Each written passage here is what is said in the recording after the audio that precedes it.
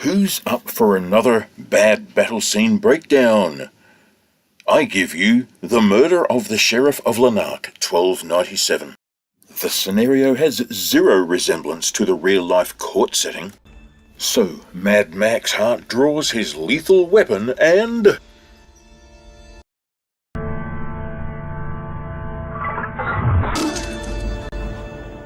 If only he had learned nostril breathing at some point.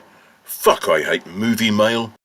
You see, movie mail is basically a stiff, knitted jumper like this sad shit you're seeing here.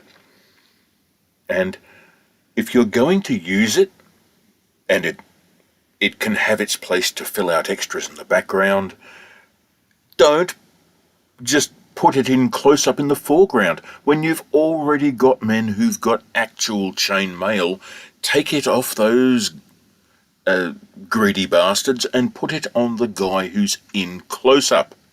Don't be half as good as a comedy. Now folks, I think I've identified the one thing that's good in Braveheart. Historically, soldiers really did spear the fucking horse, not the man on it. You doubt it? Look at the proportion of his view that is man, just the parts that are orange. And I'm not at all surprised that he has to improvise a weapon out of a deer antler like some beggar.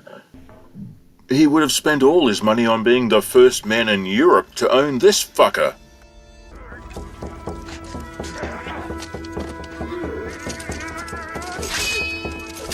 And in typical Mel Gibson mindless body horror, we've got to have a leg hacked clean off by a sword whose energy would have been mostly spent on just hitting the cloth over the leg.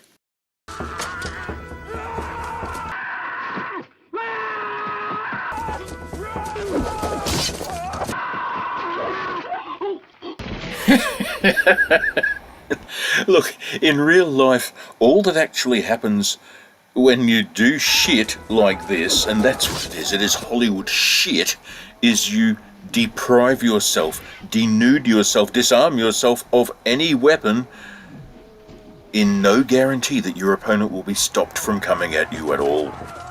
This guy is a classic Star Trek red shirt, or perhaps even one of those Mexicans in a movie about the Alamo, or one of these ultimate warriors in Conan the Barbarian. And then there's this Englishman. Why doesn't he just put his sword through that fuckwit? The guy's holding a giant hammer, but he's not ready to use it. Just kill him.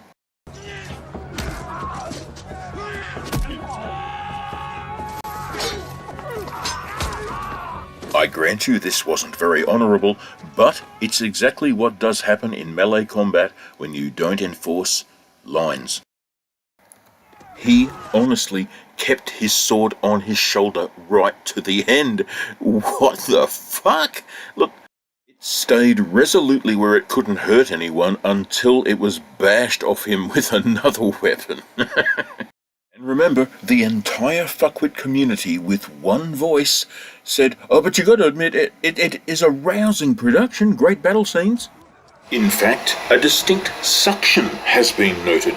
Like this armor, what kind of armor is it that you can cut clean through with a slash? I'll tell you, it's dog shoes, spaced and stapled all over soft leather.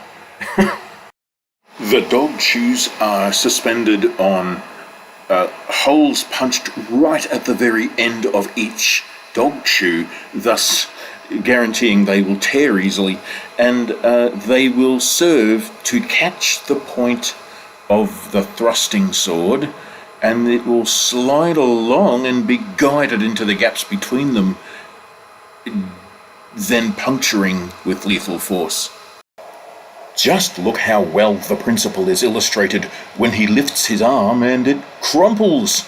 Gourd. Some archers on the tower, now!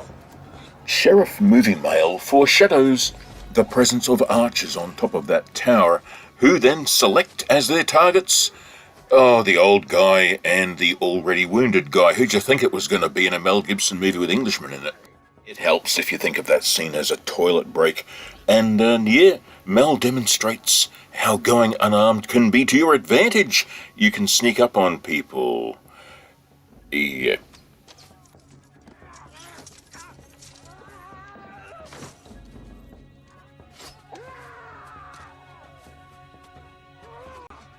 Oh, do you mind, Mel? What would be the point of wearing their armor at all if it's that non-resistant to even an old man throwing a spear upwards at you?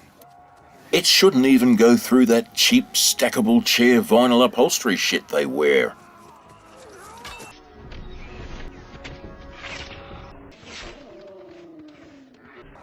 Funny, I really thought this English guy was going to win.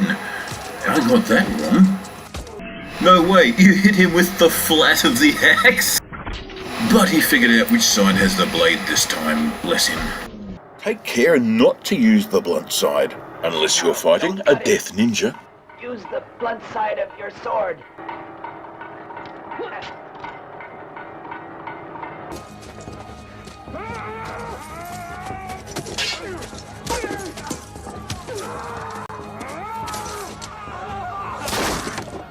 There is no way he had enough power in that throw to do this, and that man didn't land on the points anyway. How did they go clean through him?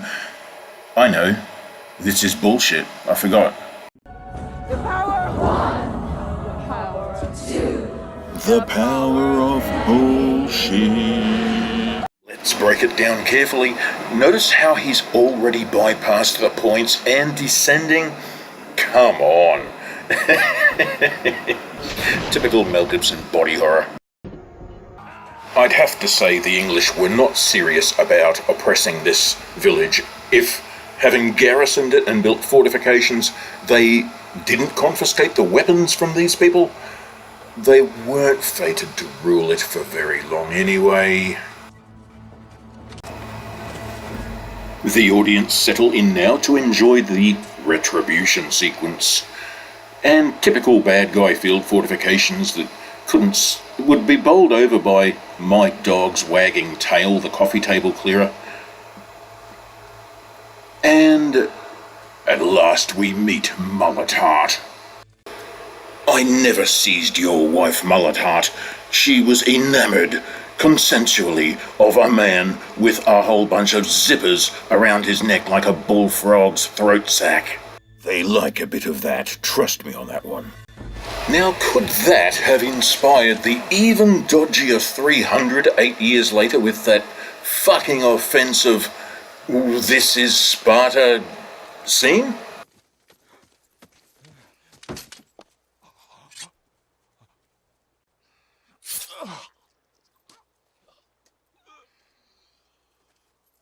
But someone who can secure armour from 200 years in the future can have my wife any day. There are women enough in Scotland. Now, we have almost achieved our freedom from this bad dream, but just some quick observations, please. Why did they bother carving the poles of this palisade into points? Do the enemy have war elephants or something? The points will miss anyone climbing up the wall below them. For real, man-sized gaps in your man-proof palisade. Do you also design air ducting for prison cells with good guys? That's enough. Thank you for watching my humble one-man project right through to the end. You do me much honour.